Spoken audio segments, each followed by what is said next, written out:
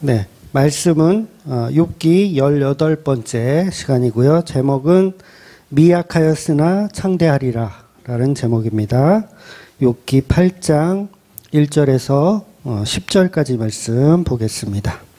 욥기 8장 1절에서 10절까지 말씀 같이 읽을게요. 수앗 사람 빌닷이 대답하여 이르되 내가 어느 때까지 이런 말을 하겠으며 어느 때까지 내 입의 말이 거센 바람과 같겠는가? 전능하시니가 어찌 공의를 곧게 하시겠는가?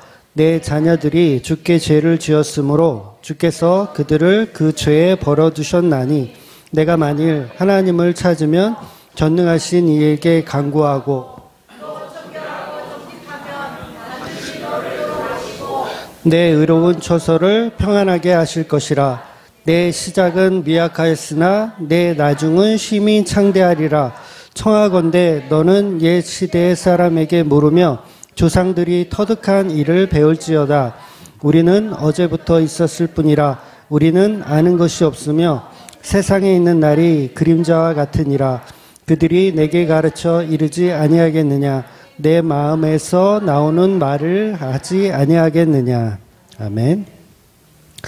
네, 우리나라 말 중에서 똥인지 된장인지 먹어봐야 하냐라는 말이 있죠.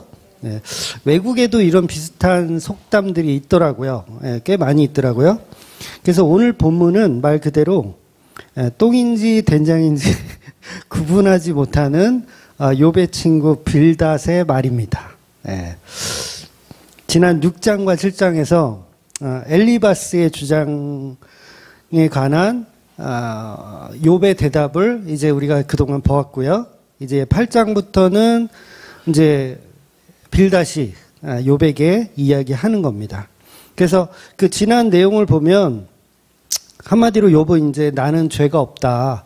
그러니까 엘리바스가 말을 하고 그다음에 욥이 대답했는데 욥은 무슨 얘기를 했냐면 나는 죄가 없다. 그래서 6장 24절에 보면 내게 가르쳐서 나의 허물된 것을 깨닫게 하라. 그러면 내가 잠잠하리라. 그러니까 내가 무슨 죄를 지었는지 욥이 친구들에게 말하기를 내가 무슨 죄를 지었는지 너희가 말해봐라. 내가 납득이 되면 내가 가만히 있지 않고 내가 이야기할게. 그런데 이제 욥은 이제 잘못한 게 없으니까 계속해서 무죄를 주장하고 있습니다. 그래서 지난 7장에서도 욥 자신은 죄 없는 나를 하나님이 장난감 삼아서 나를 표적 삼아서 지금 이렇게 관역 삼아서 지금 고통을 주고 계신다. 나는 죄가 없다라고 얘기하는 거예요. 그러니까 이 말을 들은 빌닷이 화가 날 수밖에 없어요. 왜냐하면 하나님을 너무도 존경하기 때문에 그래요. 빌닷이 하나님을 너무 존경해요. 그래서 욥의 말이 화가 날 수밖에 없는 이유가 욥은 하나님을 모독하는 말이 되거든요. 왜냐하면 죄가 없으면 하나님은 죄 없는 사람에게 지금 막 고통을 막 주고 있는 거잖아요. 그럴 하나님이 아니다라는 거예요. 누구 생각이? 빌닷의 생각이. 그런 하나님 아니다. 그래서 2절에 보면 내 입에서 나오는 말 거센 광풍과 같아서 걷잡을 수가 없다. 그러니까 욥이 하는 네 말이 거센 광풍과 같아서 너는 이게 잠재우질 못하는구나 이러는 거죠. 쉽게 말해서 너 터진 입이라고 지금 함부로 지금 자꾸 얘기할래? 그러면서 빌닷이 욥을 호통을 치는 거예요. 너 터진 입이라고 주둥아리 안 닥쳐? 그러면서 이야기를 하는 거지. 그러니까 아마도 욥은 말투가 이렇게 조곤조곤하거나 그러지 않았던 것 같아요. 그러니까 빌닷이 욥한테 거센 말처럼 광풍처럼 이야기한다라고 하는 거 보니까 욥의 주장은 계속해서 좀 강하게 이렇게 자기의 무죄를 강하게 이렇게 주장한 것 같습니다. 그래서 너는 하나님께 그렇게 얘기하면 안 된다. 하나님이 분별력이 없어서 죄 없는 자를 이렇게 벌 주시는 그런 하나님 아니다. 그러니까 네가 그렇게 얘기하면 할수록 하나님은 뭐가 돼요? 이상한 사람이 되는 거잖아요. 이상한 신이 되는 거잖아요. 마치 정신병자처럼 죄 없는 사람을 가지고 막 괴롭히는 어떤 정신병자. 노망난 하나님으로 너는 보고 있느냐. 그러면서 막 따지는 거죠. 빌닷이. 그래서 3절에 보면 너는 하나님이 심판을 잘못하신다고 생각하느냐? 전능하신 분께서 공의를 거짓으로 판단하신다고 생각하느냐? 라고 따지는 겁니다. 그러면서 이제 이 빌닷이 이제 거기까지만 하면 좋은데 이제 선을 넘게 돼요. 빌닷이 욥에 대한 선을 넘습니다. 그 선을 넘는 이야기가 뭐냐면 죽은 자식 10명에 대한 이야기를 하는 거예요. 그래서 그 4절에 보면 내 자식들이 주께 죄를 지었으니 주께서 그들을 벌하시는 것은 당연한 일이 아니냐라고 선을 넘으면 안 되는데 그걸 넘어버렸어. 그러니까 아마 제가 그 자리에 있었던 친구라면 저는 빌닷을 이렇게 끌어냈을 것 같아요. 야, 너 이건 아니야. 아무리 그래도 그건 아니야. 건드리지 말아야 할 영역을 건드렸어. 너 선 넘었다. 그러면서 이렇게 저라면 이렇게 끌어냈을 것 같은데 놀랍게도 지금 이 대화는 욥의 세 친구가 같이 있잖아요. 이 세 친구 나중에 이제 보면 알지만 이 세 친구 누구도 빌닷이 선을 넘었다고 생각하는 사람이 없어요. 오히려 더 하지. 왜 그것밖에 안 해? 라고 할 정도로 다 지금 욥을 이렇게 선을 넘는 이야기를 하고 있다는 거죠. 그러면서 계속해서 빌닷의 말이 이어집니다. 그게 이제 5절이죠. 그러나 내가 이제라도 하나님을 간절히 찾으면 전능하신 분께 자비를 구하면 또 내가 정말 깨끗하고 정직하기만 하면 주께서 너를 살리시려고 떨치고 일어나실 수 있다. 그래서 경건한 가정을 다시 만들어 줄 것이다. 라고 이야기하는 거예요. 뭐라 그러는 거예요? 자식들이 죽은 것이 그들의 죄 때문인 것을 인정하고 또 내가 병들고 막 이렇게 지금 망한 것도 너의 죄 때문인 것을 인정하면 그렇게 기도를 하면 하나님이 다시 회복해 주실 것이다. 그러면서 7절로 이어지는 말씀이 아주 유명한 여러분이 다 아시는 말씀을 하죠. 내 시작은 미약하였으나 내 나중은 심히 창대하리라. 여러분 이 7절은 놀라운 것은요. 이제 성경 보면 여러분 그 개역 개정 우리가 지금 보는 게 이제 개역 개정이고요. 그 옛날 버전이 이제 개역 한글이에요. 한글. 그래서 이게 좀 바뀌었습니다. 그래서 성경의 단어들이요 많이 바뀌었어요. 어휘도 바뀌고 이 단어도 바뀌고 많이 바뀌었어요. 그래서 주기도문도 달라졌죠. 옛날 주기도문이 있고 새번역 주기도문이 있어요. 그래서 개역 한글은 1938년 맞춤법으로 만든 거예요. 옛날 거. 1938년이면 도대체 언제예요? 태어나기도 전에. 그랬는데 그거를 이제 1998년에 얼마 안 됐죠? 98년에 다시 맞춤법을 교정하면서 개역 개정으로 바꾼 거예요. 그래서 여러분이 지금 보고 있는 게 98년도에 개정된 개역 개정 성경판을 보고 있는 겁니다.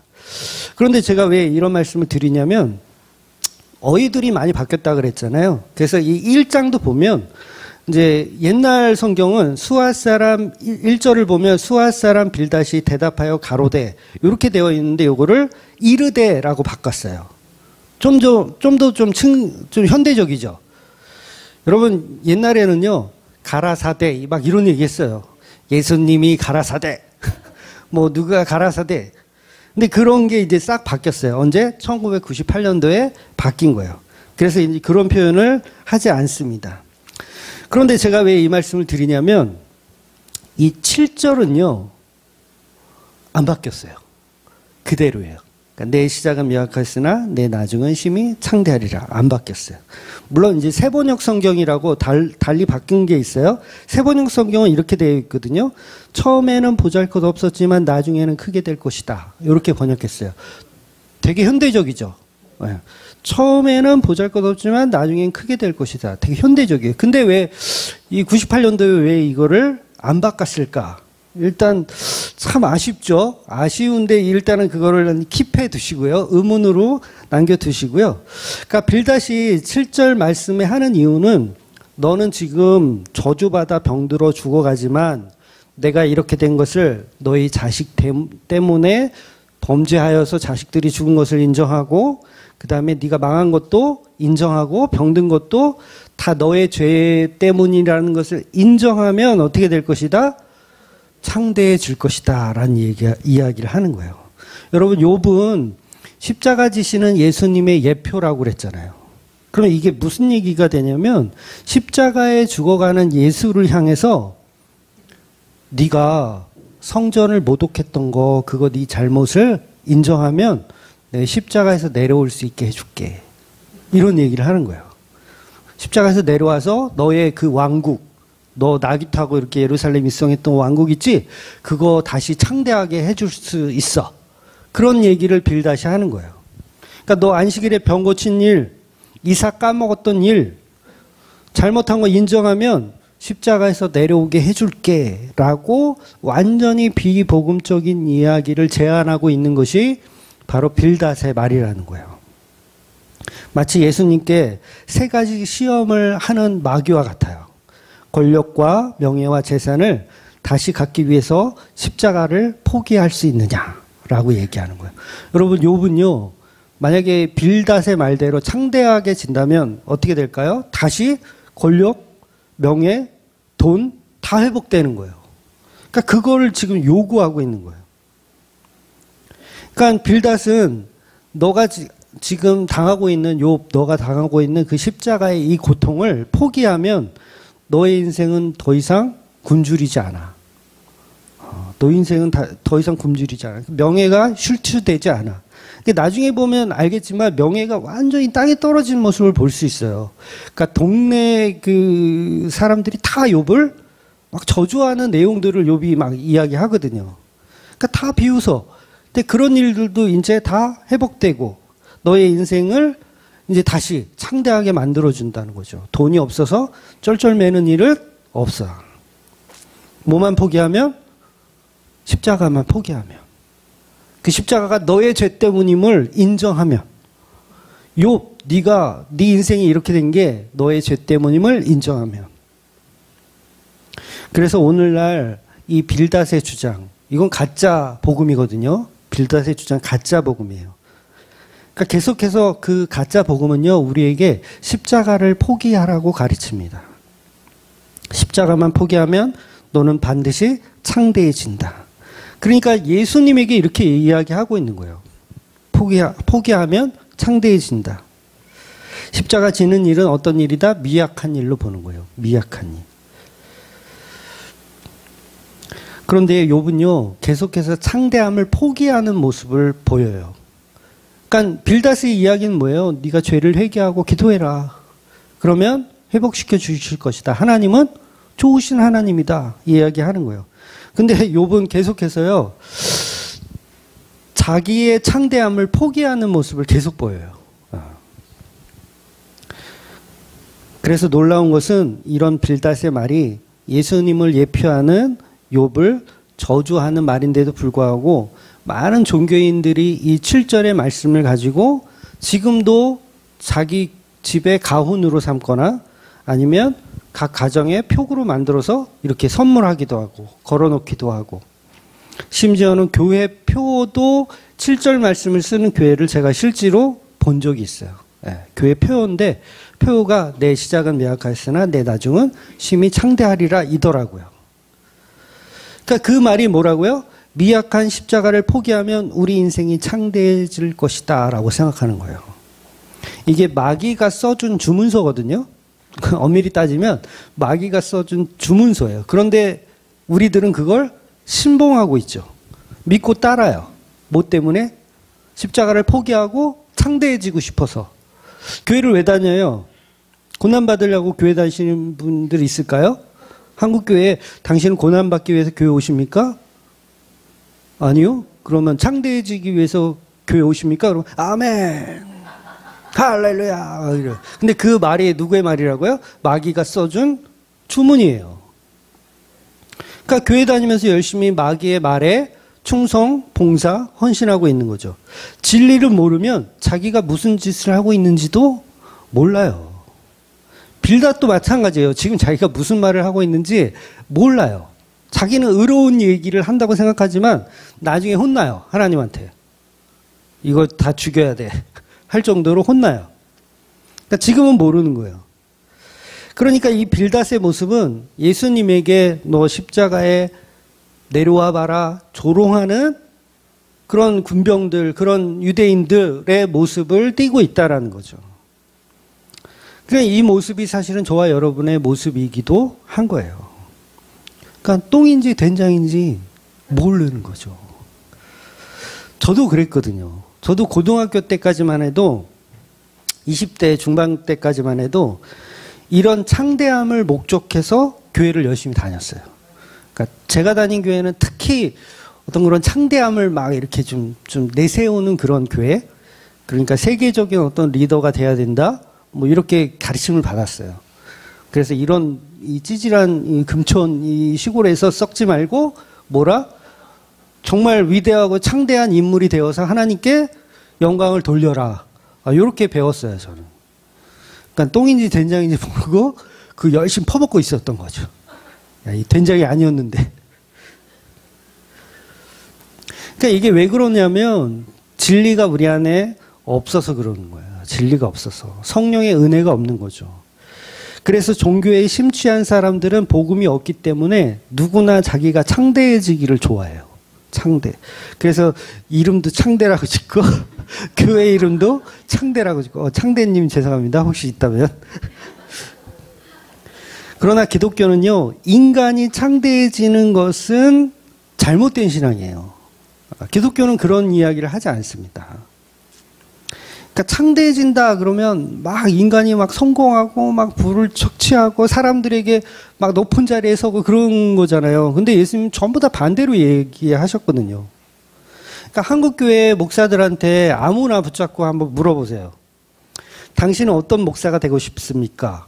라고 한 100명의 목사가 있다면 아무 목사나 데리고 이야기해 보세요. 100명 중에 제가 생각할 땐 99명이 저는 이렇게 대답할 거라고 생각해요. 저는 어떤 목회자가 되고 싶으냐면요. 우리 교회 교인들의 신음소리, 울부짖는 소리를 잘 들어주고 그리고 하나님께는 충성된 종이라는 칭찬을 받고 인정을 받는 그런 목사가 되고 싶습니다라고 아마 100명 중에 99명은 그런 이야기를 할 거예요. 어때요? 좋은 목회자 같죠? 네. 그런데 문제는 뭐냐면 그런 말 자체가 사실은 자기가 창대해지고 싶은 거예요. 자기가 창대해지고 싶은 거. 그러니까 빌닷의 말인 것을 모르는 거죠. 한번 생각해 보세요. 누가 누구의 소리를 듣죠? 목사가 여러분의 소리를 듣나요? 아니에요. 목사가 듣는 게 아닙니다.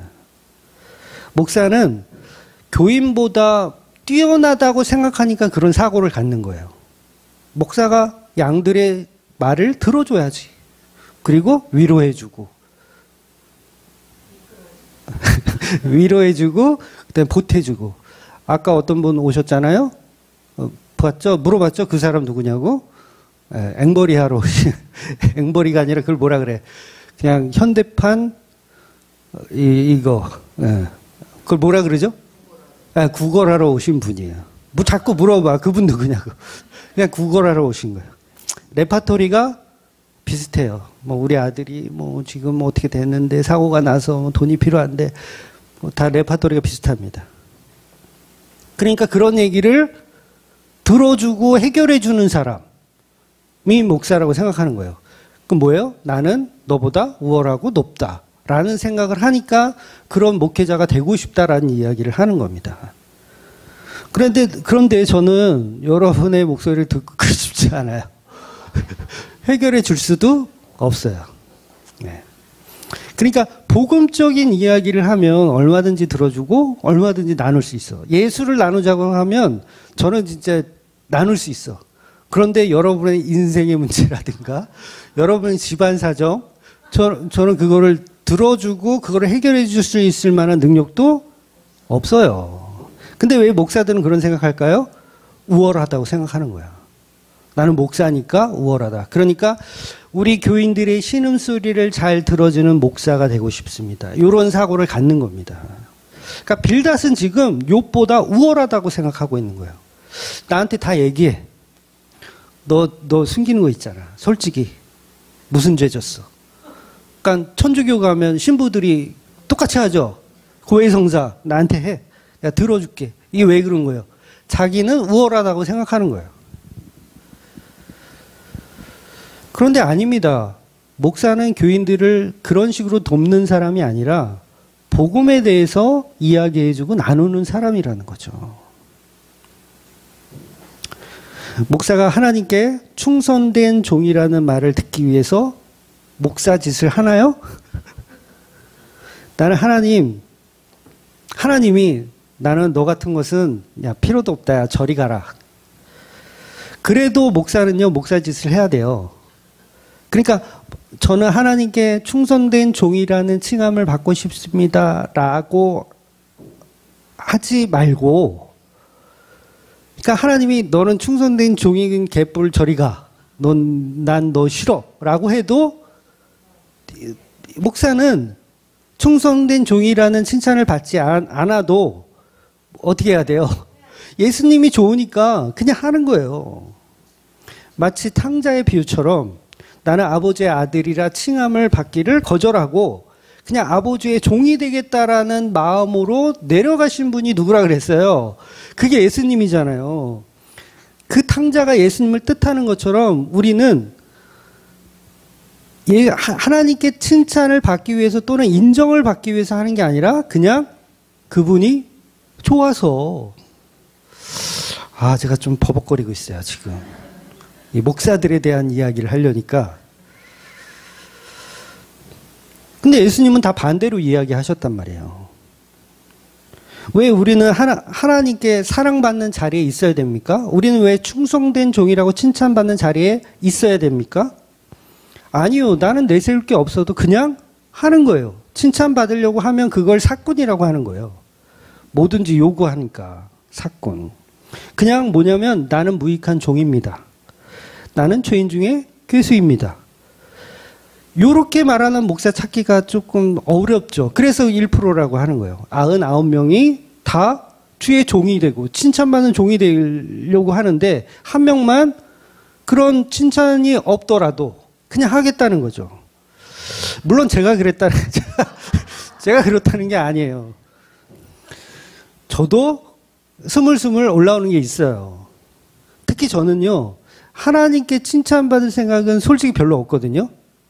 그분은 너무 이렇게 위대하셔서 그분한테 뭐 이렇게 칭찬받을 만한 일을 한 적이 없어서 저는 그건 솔직히 별로 칭찬받고 싶지 않은데 사람들한테는 칭찬받고 싶더라고요. 진짜. 그러니까 저도 뭐예요? 이랬다가 올라갔다 이렇게 그런 거죠. 그래서 목회를 하다 보면 칭찬을 받고 싶기 때문에 그런 생각이 자꾸 드는 거예요. 그래서 모르는 분이, 그러니까 유튜브로 듣던 어떤 분이 예를 들어서 연보를 보내왔다. 그러면 전요 기분이 좋아요. 진짜 기분이 좋아. 내가 인정받은 것 같아서. 굉장히 교만하죠. 내가 그래도 복음을 얼마나 이렇게 잘 전했으면, 이 사람이 안면도 없는 사람이 나한테 나한테가 아니지. 교회로 막 돈을 보내. 야, 난 진짜 충성된 종인가 보다. 누구한테? 그분한테. 충성된 종이잖아.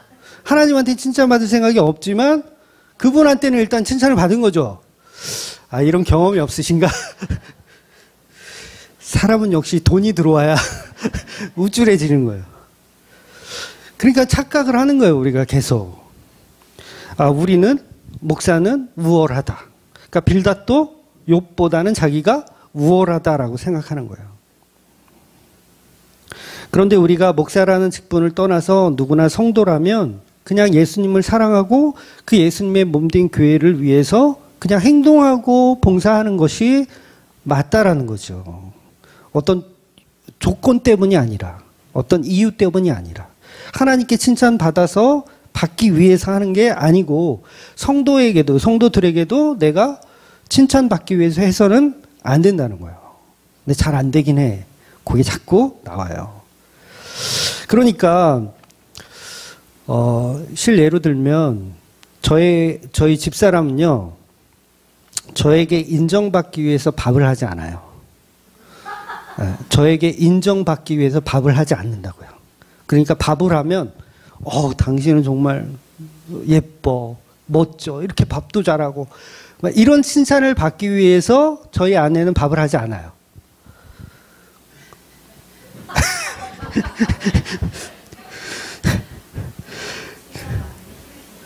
그러니까 칭찬받을 생각이 없고 그냥 사랑하는 거예요. 좀 이상한가? 내가 말해놓고 이상한가? 그냥 공로가 아니라, 공로를 이렇게 취함을 받기 위해서가 아니라 그냥 사랑하는 거죠. 여러분도 아이들에게 밥을 먹이는데 이 아이가 커서 나를, 야, 우리 엄마는 훌륭해, 막 이런 칭찬을 받기 위해서 밥을 먹이십니까? 아니잖아요. 그냥 이 아이를 사랑하니까. 진작 이 비유를 할 걸. 마누라를 끌어다가 또 욕먹겠네. 여러분 다 충성 봉사하세요. 봉사하는데 그것이 하나님께 칭찬을 받기 위한 수단이 아니라, 정말 사람들에게 인정을 받기 위한 수단이 아니라 그냥 복음의 사랑에 감격하여서 그냥 하는 거예요. 세상에 어떤 성도가 나는 천국 갈 만한 가치가 있다고 생각할까요? 그렇게 생각하는 사람은 죄송하지만 성도가 아닌 거예요. 아직도 오전에 말씀드린 혼돈과 공허에 계신 거죠. 천국 갈 만한 가치는 우리 안에 없어요. 진짜 복음을 알면 저는 칭찬받을 가치가 없습니다. 하나님께 너는 잘했다, 충성받는 종이라 칭함을 받기에도 저는 부족합니다. 제가 어딜 하나님께 칭찬을 받아요? 저는 무익합니다. 이 복음을 알면 그때 다시 물어보세요. 그 목사님한테 당신은 어떤 목사가 되고 싶습니까? 그러면 분명히 바뀌어야 돼요. 하나님께 칭찬받기 위한 목사가 아니라 그냥 나는 복음 전하는 목사가 되고 싶습니다. 목에 칼이 들어올지라도 복음 전하는 목사가 되고 싶습니다. 이래야 이게 맞는 거죠. 그러니까 우리는 하나님께 어떤 보탬이 될 수 있는 사람이 아닙니다. 정말 안 되네요. 쉽게 말해서 내세울 것이 하나도 없네요. 그런데 너무 교회에 앉아서 훌륭한 목사가 되고 싶어하고 훌륭한 목사를 또 찾고, 사람들이 깨끗한 목사, 건강한 목사, 뭐 그런 거 있잖아요. 뭐 겸손한 목사, 막 이런 거를 찾아서 어떤 교회를 정하는 잣대가 돼. 그러면 스님은 무소유 스님을 찾아가지. 그런 게 잣대가 되어서는 안 되는 거예요, 여러분. 그러니까 어떤 게 잣대가 돼야 되냐면 그 속에 복음이 있는가, 그 속에 예수 그리스도를 증거하고 있는가, 이걸 봐야 된다는 거죠. 그래서 우리가 자꾸 착각을 해요. 나 훌륭한 목사 돼야지, 나는 훌륭한 권사 돼야지, 나는 훌륭한 집사 돼야지. 그 훌륭하다란 말은 세상적인 것, 율법적인 것, 그리고 그 훌륭한 목사가 되었다고 착각하는 거예요.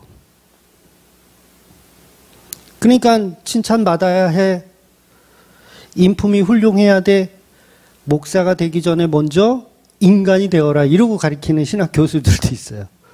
목사가 되기 전에 먼저 인간이 되어라. 그러면 큰일 나는 거예요. 그 인간이 교회 가서 무슨 짓 해요? 윤리도덕 가르쳐요. 유교사상 가르치고, 어른들에게 잘해라, 밥 처먹을 때 먼저 먹지 마라, 이런 거 가르쳐요, 교회에서. 그럼 거기가 뭐예요? 쓰레기장이에요, 거기가. 그게 똥인지 된장인지 모르는 거예요. 그런데 사람들은 거기에 열광하고, 그런 교회가 어떻게 돼요? 엄청 부흥하더라고요. 그러니까 대형교회 특징이 뭔지 아세요? 목사가 겸손해요. 목사가 막 잘난 척하고 그런 교회는 제가 못 봤어. 정말 10,000명 이상 모이는 교회들은요, 목사가 얼마나 겸손한지 몰라요. 설교도 엄청 겸손해. 저처럼. 엄청 겸손해. 똑같이 겸손한데, 우리 교회는 왜 부흥이 안 되는 거야? 네, 농담입니다. 그러니까 이게 복음이 없으면 다 뭐예요? 똥인지 된장인지 모르는 거죠. 그러니까 한국교회를 이끌어가는 사람들이 보면 다 엘리바스의 논리, 빌닷의 논리, 이런 가짜 목사들이 교회를 장악하고 있어요. 그러니 목사들이 교인들에게 해주는 말이 뻔하죠. 지금은 집사님 삶이 미약하지만 나중에는 창대해질 것입니다. 그러니 우리 회개하고 우리에게 복을 주신 하나님을 한번 믿고 우리 기도합시다. 진심을 다해서 우리 한번 주일 성수 한번 해보고 새벽 기도 한번 시작해 봅시다. 집사님. 성전 건축해야 되니까 우리 땅 밟기 이렇게 쫙 한 바퀴 돌고 매일 아침에 땅 밟기 하고 11조 생활도 한번 도전해 봅시다. 너희 집에 곡식이 쌓을 곳이 없도록 부어주는 하나님을 한번 시험해 봅시다. 이러면서 이렇게 교회를 이렇게 하죠. 이렇게 목회를 하는 교회가 너무 많고요. 그런 목회를 하는 교회가 바로 빌닷의 목회 방식이에요. 오늘 본문이 이야기하는. 이거는 목회가 아니고요. 종교 사기를 하고 있는 겁니다. 이것을 하나님이 보실 때 가증하게 여기는 거예요. 이제 뒤로 가면 이제 다 나와요. 하나님이 이제 막 화가 나셔가지고 막 이야기하는 내용들이 나와요. 그러니까 내 아들 예수가 이룬 복음을 종교화시키고 있는 가증한 사람들인 거예요. 그러면서 빌닷이 8절 이후에 또 이렇게 이야기합니다. 8절 보면 이제 옛 세대에게 물어보아라. 조상들의 경험으로 배운 진리를 잘 생각해 보아라. 우리는 다만 갓 태어난 사람 같아서 아는 것이 없으며 땅 위에 사는 우리의 나날도 그림자에 지나지 않는다. 10절 조상들이 내게 가르쳐주며 일러주지 않았느냐. 조상들이 마음에 깨달은 바를 말하지 않았느냐. 결국 빌닷의 주장이 뭐예요? 하나님의 말씀 갖고 주장하는 게 아니라요. 세상 사람들의 주장. 그러니까 우리 조상들의 주장. 그러니까 윤리, 도덕, 유교 사상 이런 걸 가지고 주장하는 거예요. 그러니까 교회에 앉아 있으면 여러분 교회에서 목사님들이 하는 설교를 한번 들어보세요. 전부 뭐냐면 복음이 아니라 그냥 유교 사상. 불교에서 끌어온 거, 유교에서 끌어온 거, 그 다음에 철학에서 끌어온 거, 이런 얘기들로 다 즐비하고 있어요. 그러니까 이게 지금 빌닷의 주장이라는 거예요. 세상의 학문에는 미약하다가 창대해지는 게 맞죠. 세상의 학문은 그래요. 미약하지만 창대해지는 거. 열심히 살면 부자 되는 거. 이게 세상의 학문이에요. 지성이면 감천이다. 세상의 학문이잖아요. 지극한 정성을 다하면 하나님도 감동하셔서 도와주신다. 여러분 노족상해라는 말 아세요? 아무도 모르세요? 이슬이 모이면 바다가 된다. 세상 말이에요. 이슬도 모이면 바다가 된다. 그러니까 빌닷의 주장이죠. 네 시작은 미약하였으나 내 나중은 창대해지리라. 이게 세상의 지식, 우리 조상들로부터 대대로 내려왔던 그 지식. 그러니까 빌닷은 복음으로 설교하고 있는 게 아니라 세상적 지식으로, 세상적 철학으로 욥에게 설교하고 있는 거예요. 그러면서 욥을 비난하고 있는 거죠. 여러분 이 빌닷이 사용한 창대라는 표현이 이 히브리 단어로 구약에 4번밖에 나오지 않는 단어입니다. 이 뜻은 크게 하다, 잘하게 하다, 창대하다 그런 뜻이에요. 즉 무슨 말이냐면 죄인된 우리에게는 적용할 수 없는 말입니다.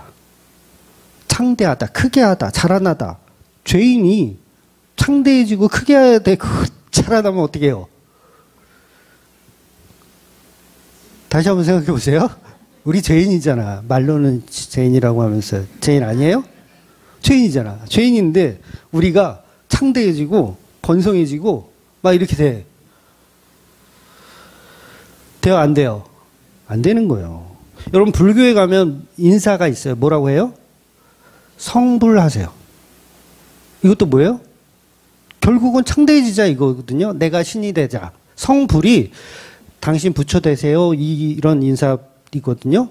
그럼 뭐예요? 당신 신이 되세요 이거잖아요. 당신 창대해지세요 이거죠. 신이 되면 천지창조도 하니까 신이 안 돼 보셨어요? 성불하세요. 지금은 미약하지만 창대해지세요. 그 얘기잖아요.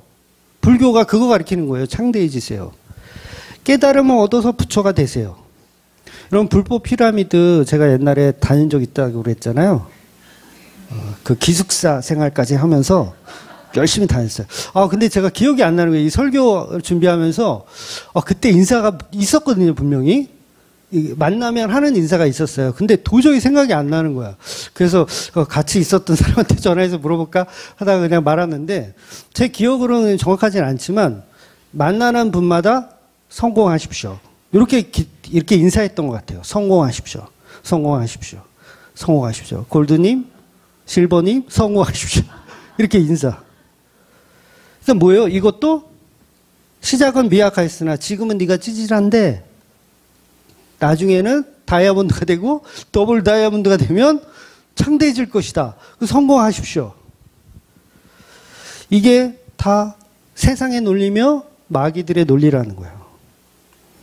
그럼 법무부 장관이 이제 그잖아요. 죄인들을 이렇게 관리하고 교도소도 이렇게 하고, 법무부 장관이 TV에 나와가지고 우리 교도소를 부흥하게 하옵소서, 창대해지게 하옵소서 이러면 큰일 나죠. 아마 바로 잘릴걸요. 그런데 교회에 앉아서 우리가 그런 기도를 하고 있는 거예요. 죄인인데, 나 법무부 장관인데 우리 교도소 부흥되게 하옵소서 이러는 거예요. 똥인지 된장인지 모르는 거예요. 여러분, 창세기에서 아담과 하와에게 생육하고 번성하라 말씀하셨어요. 요게 뭐예요? 창대해라. 지금은 미약하지만 창대해라.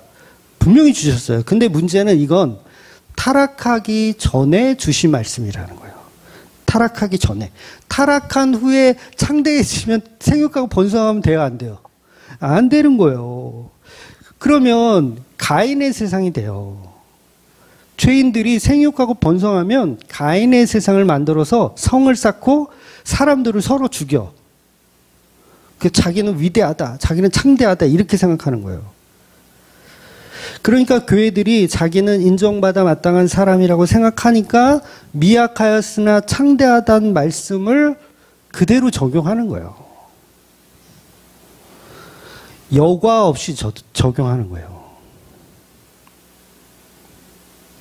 즉 창대해진 말은 타락한 피조물에게는 적용할 수 없는 말입니다. 근데 여러분의 사업장에 그런 거를 걸어 놓더라고요. 내가 지금은 사업이 잘 안 되고 미약하지만 나중은 심히 창대해질 것이다. 역설적인 적용을 해야 돼요. 역설적인 적용. 즉 욥은 빌닷의 말처럼 미약했다가 창대해지는 사람이 아닙니다. 여러분, 오히려 성경은 거꾸로 이야기하고 있어요. 창대했다가 미약해지는 사람. 그래서 욥기 1장 1절의 시작이 뭐였어요? 굉장히 창대한 사람으로 시작해요. 그지로 시작하지 않아요. 욥은 처음부터 1장 1절부터 이 사람처럼 의롭고 하나님 말에 충성하며 그 다음에 얼마나 부자인지 막 이거 다 이 집에 가축 몇 마리 있는지까지 다 설명해. 그러니까 어디서부터 출발하는 거예요? 창대해지는 것부터 출발해요. 그리고 42장 끝에 가면 뭐라 그랬어요? 죽었더라. 네? 기억나세요? 42장 끝에 가면 욥이 이를 살다가 죽었더라. 그러니까 뭐예요? 엄청 창대하게 시작했다가 맨 나중에는 죽는 거예요. 티끌로 먼지로 끝나는 거예요. 그럼 뭐예요? 빌닷의 말이 거꾸로죠. 네 시작은 창대하였으나 네 나중은 심히 미약하리라가 맞아요. 근데 빌닷은 복음이 없으니까 이걸 거꾸로 얘기하는 거예요. 그러니까 지금의 교회들도 이 복음이 없으니까 모든 걸 다 거꾸로. 그러니까 내가 성공해서 높은 자리에 가고 내가 국회의원 되고 대통령 되고 막 이렇게 돼서 그 영광 가운데 있어서 딱 하나님께 영광을 돌리면 하나님의 영광 받는다고 생각하는 거예요. 절대 그렇지 않습니다. 여러분이 죽는 순간에 정말 미약하게 끝나는 그 순간에 예수를 고백할 수 있는 분이 창대하신 거예요. 이게 복음이에요. 근데 그걸 모르니까 어떻게 해서든지 창대해지려고. 욥을 목사님으로 모시는, 빌닷을 목사님으로 모시고 열심히 신앙생활 하는 거죠. 창대하게 끝나는 것은요, 마귀들의 속임수입니다. 나한테 절 한번 해봐. 내가 너를 창대하게 만들어줄게. 복음은 저와 여러분이 십자가에 죽는 걸 얘기해요. 당신은 십자가에 예수와 함께 죽는 것이 복음입니다. 그러면 얼마나 미약하게 끝나는 거예요? 그렇잖아요? 짜증나지 않아요? 그러니까 역설적 복음의 적용이라고 하는 거예요. 역설적 복음의 적용. 하늘 영광을 가진 창대하신 분이 하늘 보좌를 버리고 이 땅에 미약한 자로 내려오신 게 복음이에요. 예수님은 창대하셨으나 미약하게 되신 자. 그런데 우리는 미약하지만 창대한 자를 원하죠. 그러니까 예수 안 믿는 거예요. 그러니까 우리가 얼마나 나쁜 습관이 있는지 성경에 뻔히 다 나와 있는데 목사들은 그 말씀을 너무 좋아하더라는 거예요. 제가 번역에 대해서 아까 말씀드렸죠? 토시 하나 안 건드렸어요. 7절 말씀을 바꿀 만도 한데 토시 하나 안 건드렸어요. 이게 부끄러운 한국교회 민낯이에요. 왜? 이 말씀을 한국 교인들이 너무 좋아해. 받고 싶지 않아. 여러분, 제가 성구회사에 아르바이트 한 적 있어요. 막 십자가 이런 거 만들고 막 표고 만들고 그런 회사 한 달 정도 아르바이트 했는데 사장이 돈도 안 줬어. 쌍. 재고를 엄청 만들어 놔요. 그러니까 기독교 백화점이 납품을 하는데 이게 그냥 막 팔리는 게 아니거든요. 재고를 엄청 싸놔요. 근데 이게 말씀이 바뀌어버리면 어떻게 될까요? 곤란하잖아요. 물론 그래서 안 바꿨다는 건 아니고 제가 그냥 추정할 때 이 말씀을 한국 교인들이 너무 좋아하니까 안 건드리지 않았을까. 그래서 복음은 십자가라는 미약함 앞에서 멈추는 것이 진짜 신앙이에요. 십자가 너무 미약해. 그러나 나는 여기서 멈출래. 창대함을 꿈꾸지 말아야 돼요. 그러니까 또 천국을 꿈꾸잖아요, 우리가. 이 땅에서는 미약하지만 천국에서는 왕노릇하며 살고 싶은 꼼수. 똑같죠. 그것도 미약하였으나 창대하리라. 근데 아니란 말이에요. 예수님이 천국이라고 갔는데 예수님이 거기 광야에 계셔. 천국이라고 갔는데 그래도 거긴 천국이 맞아요. 예수님이 계신 곳이 천국인 거예요. 그런데 우리는 예수님 얼굴을 턱 치우면서 아니 설마 여기가 천국이에요? 아씨 나 불교로 다시 갈 걸. 내가 석가를 믿을 걸. 석가는 그래도 극락이라고 했는데 예수님은 아직도 광야예요? 이러면 이게 가짜잖아요. 가짜 아닙니까?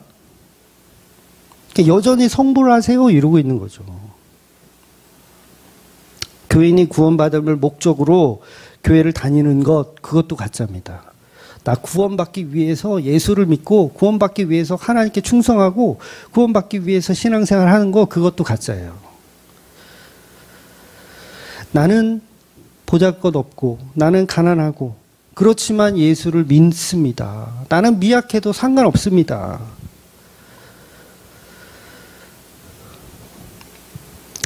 예수 믿고 창대해지려고 하는 건 정말 가짜 복음입니다. 아까도 말씀드렸지만 제가 옛날 다니던 교회에 현수막이 아직도 걸려 있어요. 그 인터넷으로 보면 이게 그 뭐죠? 거리뷰인가? 그 볼 수 있잖아요. 봤어 어저께. 아직도 그 프랭카드가 있는가? 그 색이 이렇게 바랬는데 아직도 있더라고요. 뭐라고 써있냐면 당신의 자녀를 세계적인 리더로 키우겠습니다. 이렇게 써져 있어. 금촌 시골 출신 보잘것없는 당신들의 자녀를 우리 교회에 보내면 세계적인 리더로 키워주겠습니다. 라는 게 교회 플랜카드로 걸려있다니까요. 이게 누구의 주장이에요? 빌닷의 주장이라고요. 이런 분별이 없으니까 하나님을 이용해서 가인들이 이 땅에서 창대하려고 계속 꼼수를 부리는 거예요. 아니, 교인들이 왜 빌닷의 말인 거 뻔히 알 텐데, 앞에 1절부터 몇 절만 읽어보면 이 7절이 무슨 말을 하고 있는지 알 거 아니에요. 그런데 그 말들이 빌닷의 말이라는 걸 알면서도 사람들은 거기에 다 현혹되어 있는 거예요. 얼마나 복음이 없으면 그딴 짓을 하는 걸까요? 그러니까 복음에는 관심이 없는 거예요. 목사들도 관심 없어요. 그냥 기독교 백화점에 갔더니 내 시작은 미약하였으나 난 창대하리라는 문구가 있어. 그러니까 너무 좋아. 아, 이거 우리 장로님께 선물해야겠다. 그리고 갖다 선물하는 거예요. 무슨 얘기인지도 모르고 똥인지 된장인지 모르고 그냥 선물하는 거예요. 그러다 보니까 그 말씀이 그렇게 지금도 신봉하는 말씀이 되어버린 거예요. 그러니까 예수님이 이 말씀을 이 한국교회를 본다면 얼마나 탄식을 하실까요? 내가 십자가에서 내가 옆구리가 터져서 교회를 내가 나왔는데 내가 이것들을 먹고 미역국을 먹었나? 예수님 그렇게 생각하지 않을까요? 너 나와 함께 십자가에 죽자라고 나는 분명히 복음으로 이야기했는데 이것들은 전부 창대해지고 싶어해. 교회를 해도 꼭 대형교회가 돼야 되고, 교회는 두 가지밖에 없다 그랬잖아요. 대형교회이거나 대형교회가 되고 싶은 교회, 두 가지밖에 없다 그랬잖아요. 그러니까 성령의 은혜의 말로 말씀을 이해하고 듣는 것이 아니라 빌닷처럼 종교적이며 철학적이며 유교적인 사상을 가지고 말씀을 보니까 똥을 퍼먹고 있는 거예요. 된장을 먹어야 되는데 열심히 찌개에다가 파송송, 호박송송 썰어놓고 맨 마지막에 그걸 그리고 누굴 먹여요? 교인들 서로 나눠 먹고 있는 거야. 제가 우스갯소리로 얘기하지만 이게 현실입니다. 그거 퍼먹고 있어요, 다. 그러니까 우리는 아니지 뭐 목사님이 알아서 복음 전했겠지. 아니에요. 여러분이 딱 그걸 자기가 소화해야 돼요. 자기가 소화해야 돼. 아, 이게 똥인지 된장인지 여러분이 분간하고 드시고 오직 예수라는 복음만 듣고 믿으시는 저와 여러분이 되시기를 주의 이름으로 축원드리겠습니다. 아멘. 기도하겠습니다.